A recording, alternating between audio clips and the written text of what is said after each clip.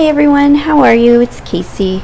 I apologize, I have a fan going very close to me, but I can't turn it off because my son is here napping, and we are those kind of people that like the fan going. So if it's bothering you, that's what it is. As you know, a lot of times the noise in my apartment is hard to control. So I just want to tell you that. And then this video is going to be sort of a quick video because I was asked by a customer how to change a body. So she bought this body to change on her doll, and she wanted some guidance on how to do that. So I thought I'd make a short video instead of writing it out, and some of you might benefit from it as well, because I do get this question a lot, and the question usually goes, I want to change the body on my doll. It's not hard, is it?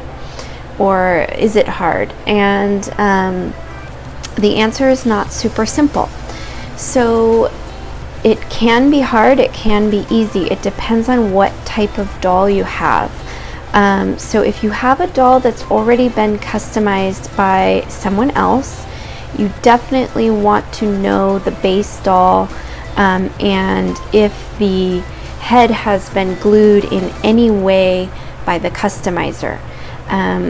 If the doll is a fake doll like this one is, or a doll that has not been customized, it still doesn't mean that it's going to be super simple, because it depends on the doll. Fakes are going to be pretty easy to change the body, especially if they haven't been customized and they come new.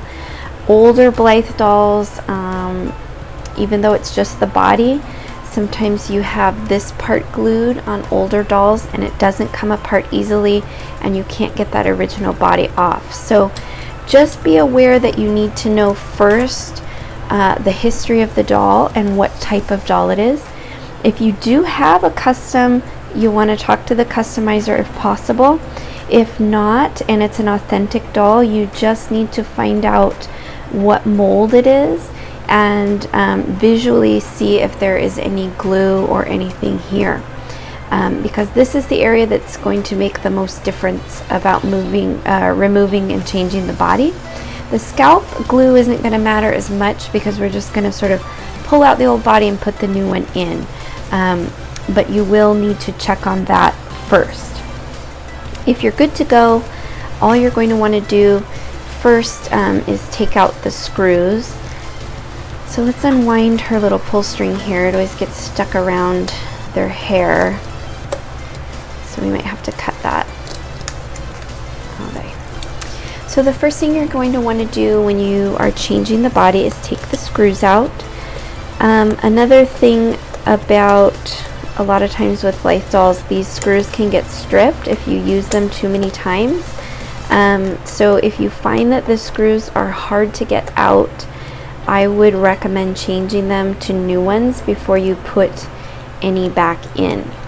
If you can't get the screws out because they're already stripped, there's all kinds of online tutorials about what to do with stripped screws and getting them out. You can smash a rubber band in there. There's a lot of different ways. So, but just don't put screws that are already stripped back into your doll. So some dolls are going to have 3 screws depending on the mold. Some Blythe dolls don't have this top screw, so that is a good indication that you might have a different type of doll. Now inside her head is going to be a spring that is what helps the eye mechanism turn and spring back open. So now a lot of people, when they customize a Blythe doll, they remove that spring and do 2 strings for sleep eyes, is what we call them. However, if you're just wanting to change the body, you're going to want to be careful not to ruin that spring by pulling too hard as the pieces come apart, because if you're not changing the eyes to sleep eyes, or if they already have been done, then it's fine, but if they haven't, just be very careful. So the scariest and hardest part about taking apart a Blythe doll, and even if you're just changing the body, is getting the face plates to separate. So each doll is different, but Some are easier, some are harder. The fakes are generally pretty easy. You're just going to want to push on it. It's going to make a very loud noise that's probably going to scare you, and you're going to think you broke it, but most likely you didn't. So now for bodies, you don't have to take the whole doll apart. You just want to separate enough to pull that body out and put the new body in.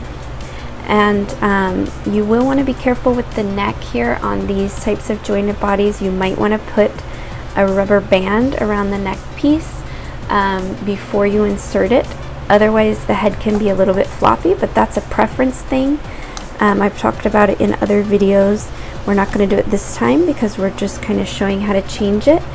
But if your preference is that, make sure you put that in, that rubber band in before you close her back up.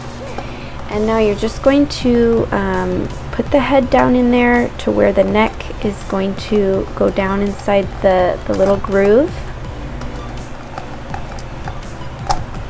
Just like that. You can see that it's down in there now. And then you just want everything to match right back up and put it back together. You do have to kind of push to get it to close, and that's it. That's all you have to do to change a body. You can see her head really tilts a lot more. If you put that rubber band in there, it will be less.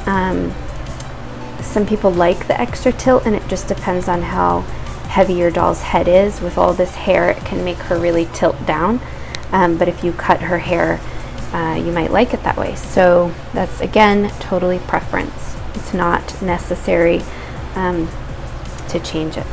And that's it. Now she has a jointed body and she's good to go. So I hope you enjoyed this really short video. Don't forget to subscribe. I have some longer interesting videos coming soon. This weekend my mom wasn't able to take my son, so we're having a mother-son weekend, but that means not a lot of time to work on dolls. So coming soon, more videos, and thanks for watching. Bye.